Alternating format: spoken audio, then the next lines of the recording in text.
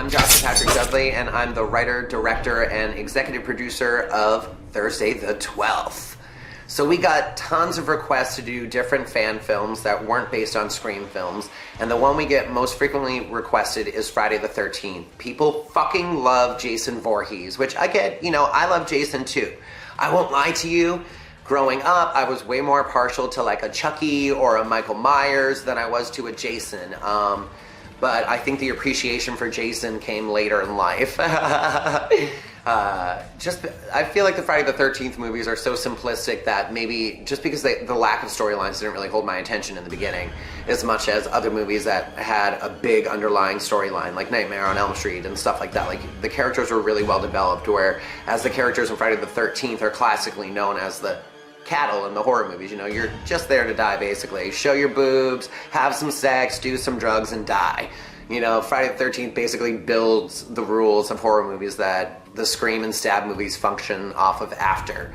So it seemed fitting that we were gonna do something based on Friday the 13th, especially considering how many requests we got to do so. I really wanted Rachel to be a part of it, but unfortunately she couldn't be. So Patrick Stewart and Nicole Linton and I went out to Hollywood. Hi, my name is Nicole Linton, and my name was Girl in Thursday the 12th. We ended up having quite the adventure. It was one of the best times of my life. I got to go out there with Josh and Patrick. We got to fly out. I hadn't been on a plane since I was like, oh God, I don't even know, like 18, 19 years old. I was young. I hadn't been on a plane in a very long time.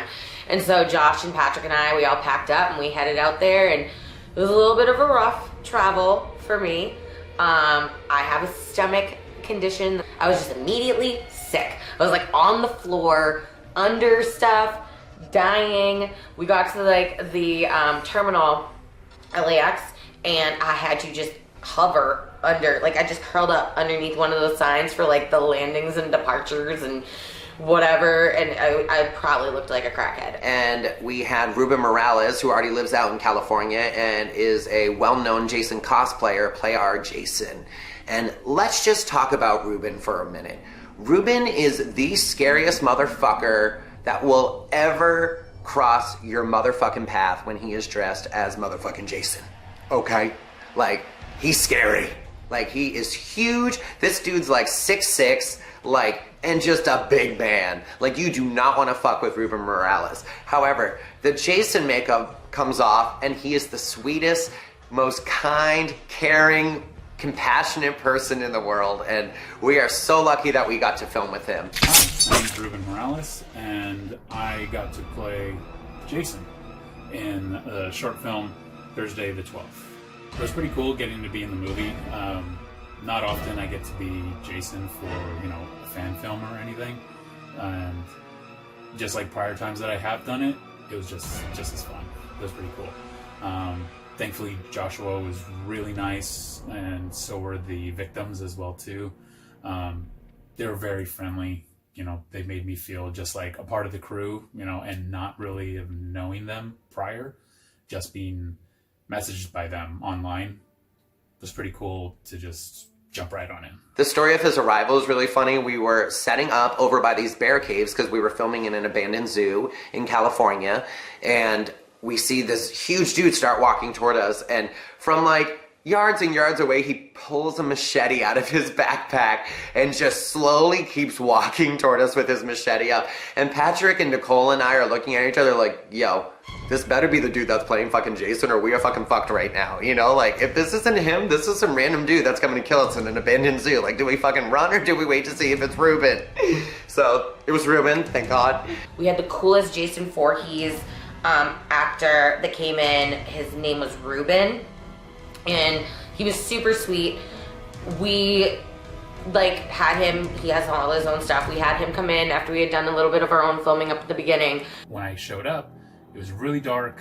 It was nighttime already, and I am walking into an abandoned zoo in Griffith Park, which is kind of trippy to go there at night. I hadn't been there many times before, so I wasn't too sure what to expect, especially at night, and especially meeting new people. But thankfully, they were really nice, and as I'm walking up from the distance, I could hear them and kind of see them filming. And then they saw me, and from far away, I just hear them, "Are you Ruben?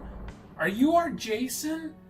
I'm like, all right, yeah, that's me. And I just waved the machete high up in the air, like, yeah, that's me. So it was pretty cool. You know, that was a nice, like, all right, it's kind of breaking the ice. Ruben was awesome because he came with his own props and everything, and like I said, he's a Jason cosplayer, so I had the opportunity to pick from any single version of Jason that has ever been on screen because he has every single costume. So the version I picked was the Freddy versus Jason, and just that version of the costume because I feel like it's the most recognizable version of the costume, and it's the simplest combination of all the different versions of the costume. So it's kind of the universal Jason to me, and the super dead version of Jason.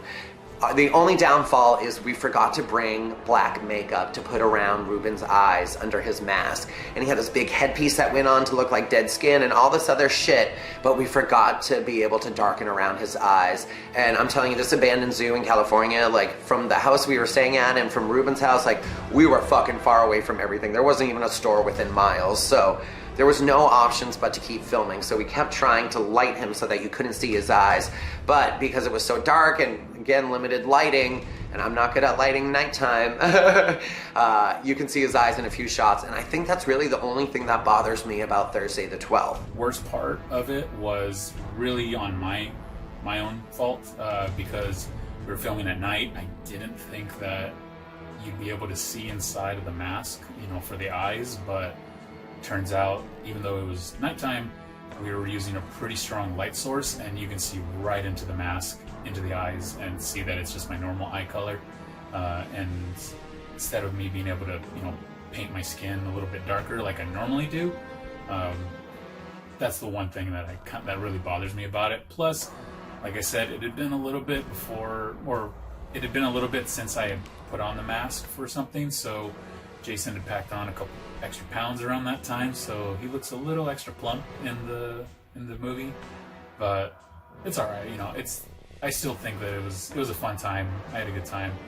I'd be more than happy to come back again. You know, get back into shape and put the mask back on. When we went out there, we originally sent out a bunch of our equipment ahead of time and supplies. So we sent out like 2 gallons of blood, and we had bought some new camera equipment that was like for my shoulders so we could do some cool running shots and stuff like that, and some lighting, and I can't remember what else we sent out, but we sent out this huge box to California, and we sent it out to Ruben, and we're messaging him about it, and we're like, hey, have you gotten that yet? Because we're heading out in like a day or two, and we just want to make sure the package is there. We sent it like 2 weeks ago, and he still hadn't gotten it. So I called the post office, and the post office lost the package. And of course, I'm too stupid to insure it, so we lost all of this stuff. I did eventually get back in the mail proof that the post office had found the package and it was damaged.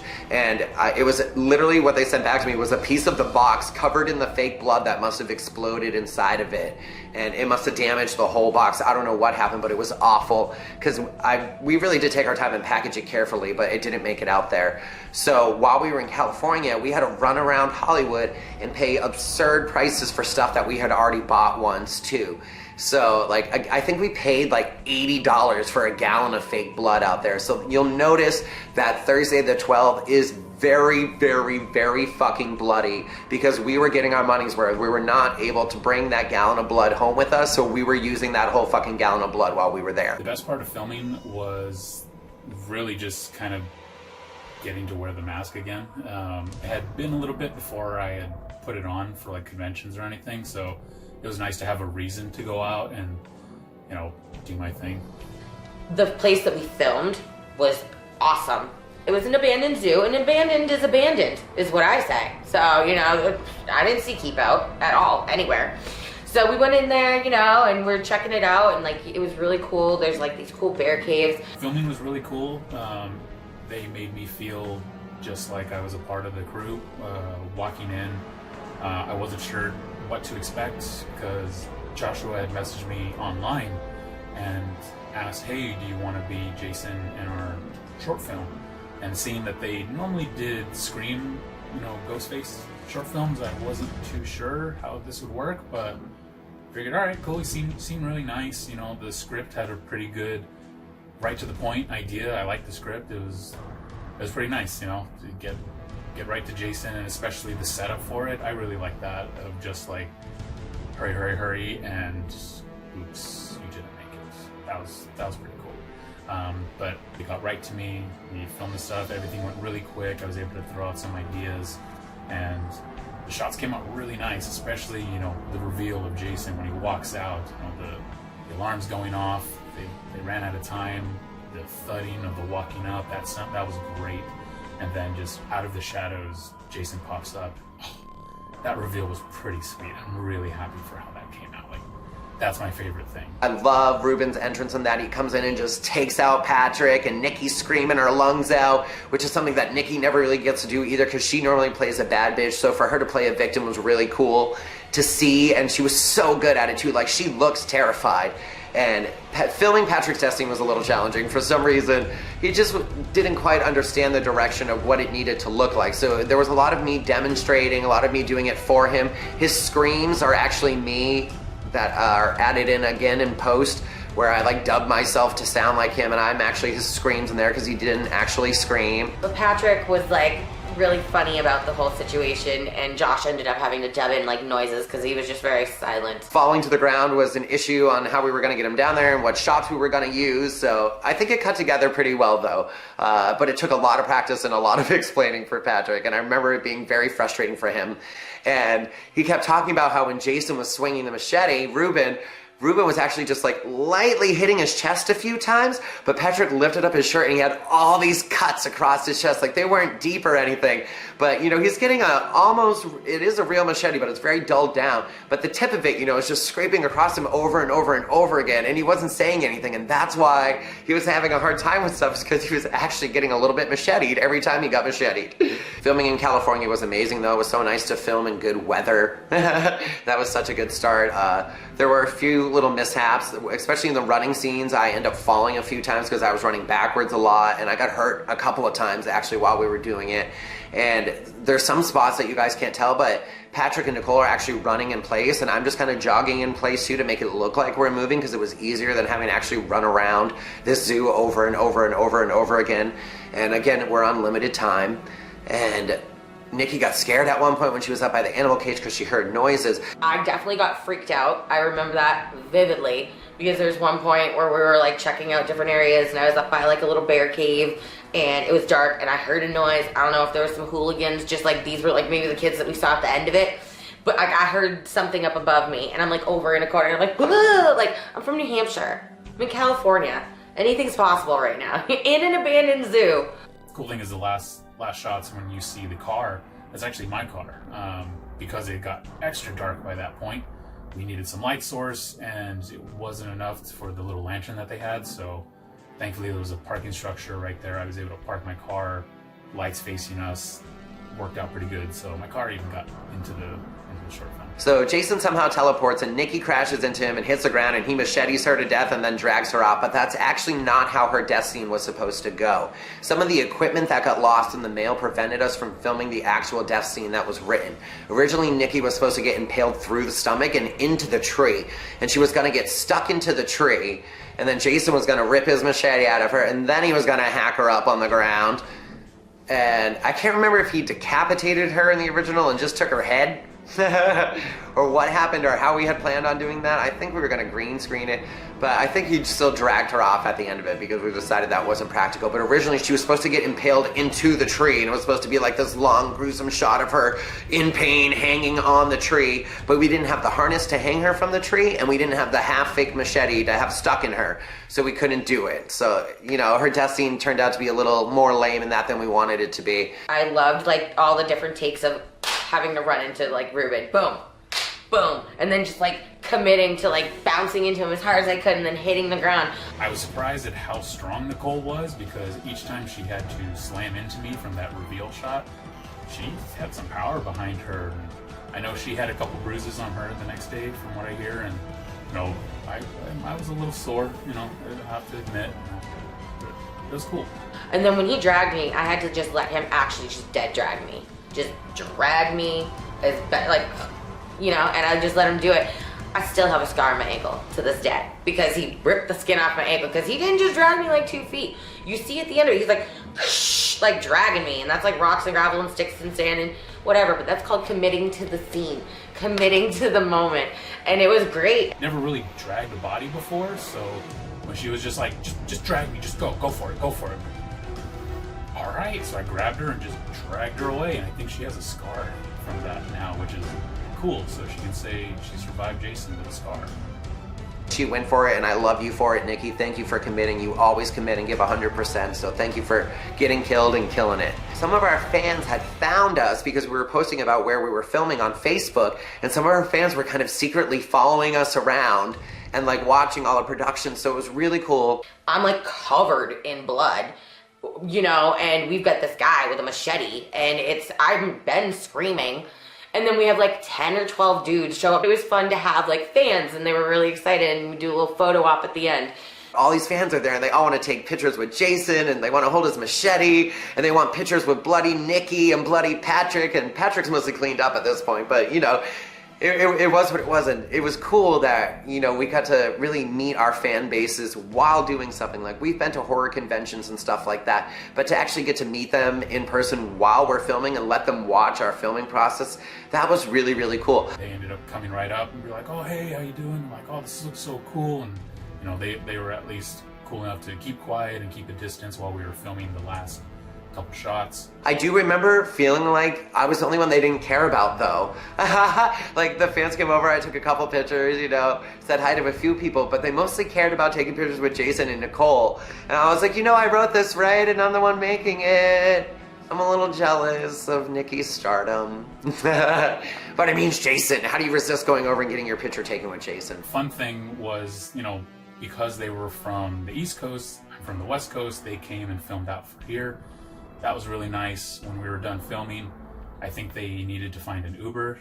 They were trying to get an Uber, but because it was so late and so secluded area, it was going to take a while. So I figured I'll be a nice, you know, hospitality of LA and offer to drive them to their place that they were staying at. And they were so cool about it. They're like, no, are you sure?